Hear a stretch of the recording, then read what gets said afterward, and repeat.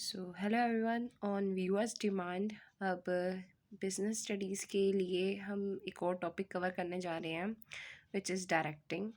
सो जैसे कि हमने पहले कीवर्ड्स वगैरह और डिटेलिंग में क्या क्या हम क्वालिटी पॉइंट्स लिख सकते हैं, वैसे हमने डिस्कस करा है मैनेजमेंट के लिए और फेल्स और टेलर्स प्रिंसिपल्स ऑफ मैनेजमेंट के लिए। वैसे ही हम इसमें भी अब देखेंगे डायरेक्टिंग का। तो पहले मैं डेफिनेशंस बताने जा रही हूँ इस डायरेक्टिंग की। तो डायरेक्टिंग की जो डेफिनेशंस हैं वो होगी जैसे कि directing is the managerial function of the instructing, guiding, inspiring and leading employees to achieve organizational objectives effectively. It involves continuous supervision, motivation, leadership, and communication to ensure the subordinates perform their tasks as per the organization goals. अब आप देखेंगे मैंने इसमें कुछ words जो हैं वो underline कर रखे हैं। आप इन्हीं वर्ड्स से एक तरीके से समझ सकते हैं कि these are also the important keywords, ठीक है, to identify the directing in the case studies.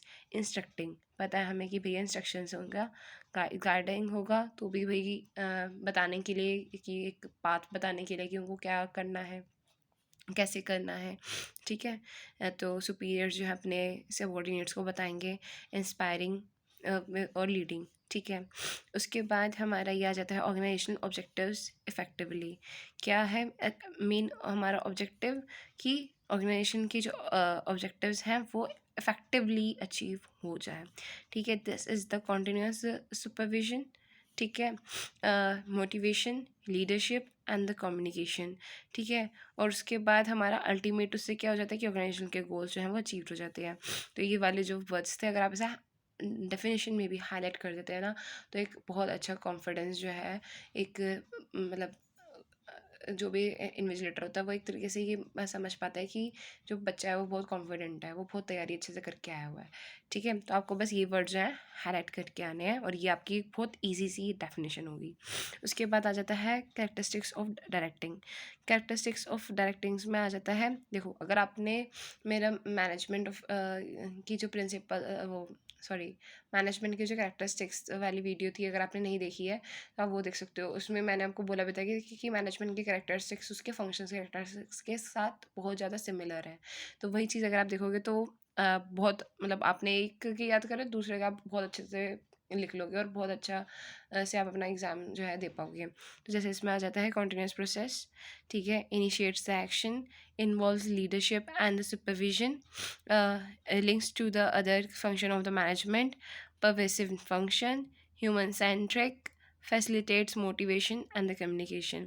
तो बहुत ईजी है, ठीक है, कोई भी इसमें दिक्कत वाली ऐसी कोई बात नहीं है कि जो मुझे फर्दर एक्सप्लेन करनी पड़े, बट आपको फिर भी लगता है तो आप कमेंट कर सकते हैं, मैं उसको समझा दूँगी, ठीक है। उसके बाद कीवर्ड्स देखते हैं।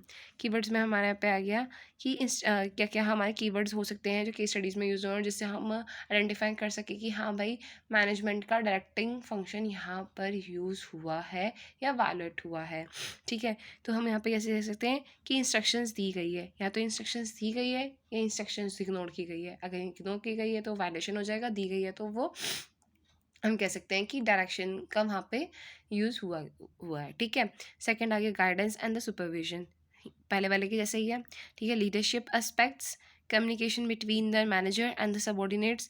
अगर हम केस स्टडी में पाते हैं कि कम्युनिकेशन जो है वहाँ पे कम्युनिकेशन बैरियर्स हुए हैं, कम्युनिकेशन ढंग से नहीं हो पाया है, सो वी कुड से कि डायरेक्शन भी वहाँ पर वायलेटेड हुई है, ठीक है। फिफ्थ यहाँ पर हमारा आ गया motivation technique used, orders and commands. Seventh हमारा influence over the employees action.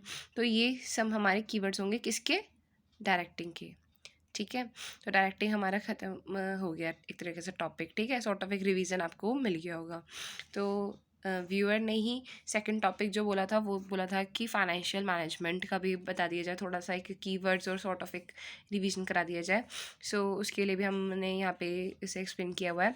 Financial management जो है क्या है, हम देखो समझ सकते हैं। मैनेजमेंट हमने पढ़ लिया, हमने एक समझ लिया। फाइनेंशियल मैनेजमेंट कुछ नहीं, it's also a management, but किस चीज़ का, फाइनेंशियल ऑब्जेक्टिव्स फुलफिल करने का, ठीक है। मनी को हमारे इनकम को जो भी income generation of the organisation है वो सॉलिड बनाने का जो भी मैनेजमेंट करते हैं उसे फाइनेंशियल मैनेजमेंट कहा जाता है, ठीक है। तो इसकी डेफिनेशन पे देखते हैं, वो भी बहुत ईजी सी है। It refers to the strategic planning, organizing, directing, and controlling of the financial resources to achieve the financial objectives of an organization.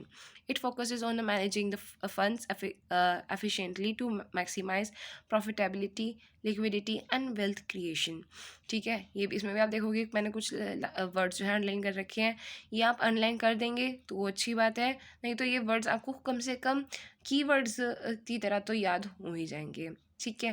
जैसे कि स्ट्रैटेजिक प्लानिंग में प्लानिंग, ऑर्गेनाइजिंग, डायरेक्टिंग, कंट्रोलिंग, ठीक है। आपने अगर ध्यान दिया हो तो ये सारे ही हमारे जो फंक्शंस हैं मैनेजमेंट के फंक्शंस हैं, बट इसमें एक चीज़ ऐड हो जाती है रिलेटेड टू और these functions of financial resources की प्लानिंग, फाइनेंशियल रिसोर्सेज की ऑर्गेनाइजिंग, फाइनेंशियल रिसोर्सेज की डायरेक्टिंग, फाइनेंशियल रिसोर्सेज की कंट्रोलिंग, नॉन एज फाइनेंशियल मैनेजमेंट, ठीक है। So it focuses on the managing the funds effectively to maximise, objective क्या होता है, maximise the profitability, liquidity and wealth creation.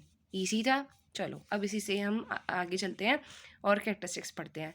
Characteristics of financial management, ये क्या है हमारा estimation of the financial requirements, ठीक है। हमें हेल्प करता है कि भैया क्या हमारी रिक्वायरमेंट है, फाइनेंशियल रिक्वायरमेंट्स की होती है, ठीक है। देखो कैरेक्टरिस्टिक्स आप ऐसे पढ़ो या एडवांटेजेस या इंपॉर्टेंस भी आप ऐसे पढ़ो कि आप आपके पास इतने पॉइंट्स हो, आपके माइंड इतना कैपेबल हो उस टाइम पर रिकॉल करने के कि क्या क्या पॉइंट्स आपको लिखने हैं। आप सोचते ही मत रहो क्योंकि आता सबको होता है। द मेन गेम इज़ कि आपको पॉइंट उस टाइम पर, उस पॉइंट ऑफ टाइम पर याद आ जाना। तो इसलिए जितने हो सके आप कैरेक्टरिस्टिक्स एंड इम्पोर्टेंस को पढ़ो। ना पढ़ पाओ तो जो मैं वीडियोस जो मैं कर रही हूँ उसमें आप देखोगे तो मैं बहुत ज़्यादा कैरेक्टरिस्टिक्स के पॉइंटर्स लेकर के आ रही हूँ। आप उसको खाली टाइम में या जब आपको रेस्ट करना चाह रहे हो, थोड़ा सा आप ऐसे लेटे हो, ठीक है, तब आप उसको कान में लीड लगा करके सुनते रहो। तो उससे आपको क्या होगा, आपका माइंड एक्टिव रहेगा, ठीक है। और आपको इतने एफर्टलेसली आपको याद हो जाएगा कि आपको वहाँ पर ना रिकॉल करने के लिए टाइम वेस्ट नहीं करना पड़ेगा, ठीक है। तो यहाँ पे क्या है, estimation of the financial requirements. Second आ गया deciding capital structure. Third is fund procurement, ठीक है। हमें पता चल जाएगा कि हमें कैसे प्रोक्योर करना है फंड को, हमें डिबेंचर्स लेने हैं, हमें इक्विटीज़ लेने हैं, कैसे लेना है, ये सब चीज़ें इसमें आ जाएंगी। फोर्थ आ जाएगा यूटिलाइजेशन ऑफ द फंड्स की कहाँ कहाँ हमें फंड्स को यूटिलाइज करना है, फाइनेंसिंग इन्वेस्टिंग में कैसे क्या करना है, वो हमारी चीज़ें आ जाएंगी। फिफ्थ में हमारा आ जाएगा प्रॉफिट मैक्सिमाइजेशन कि भैया हमें एक सॉर्ट ऑफ आइडिया रहे कि हमें कितना प्रॉफिट मैक्सिमाइजेशन करना है, कैसे करना है, ठीक है। और उस प्रॉफिट मैक्सिमाइजेशन के लिए हमें फंड रेस कहाँ से करना है, वो सब चीज़ें इससे हमें हेल्प मिलती है। सिक्स्थ आ जाएगा लिक्विडिटी मैनेजमेंट। लिक्विडिटी मैनेजमेंट कि भैया मेरे को अपना बिजनेस रन करने के लिए ऐसे फंड कौन सा चाहिए जो मेरा लिक्विड हो, ठीक है।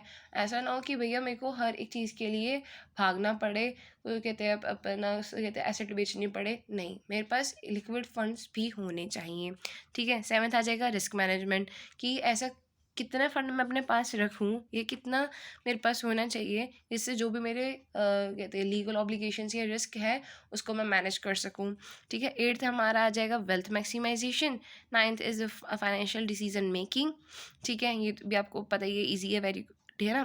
तो ये टेंथ हमारा आ जाएगा कंप्लायंस विद रेगुलेशंस। अब कीवर्ड्स में आ जाते हैं, ठीक है। Keywords to identify the case studies related to the financial management.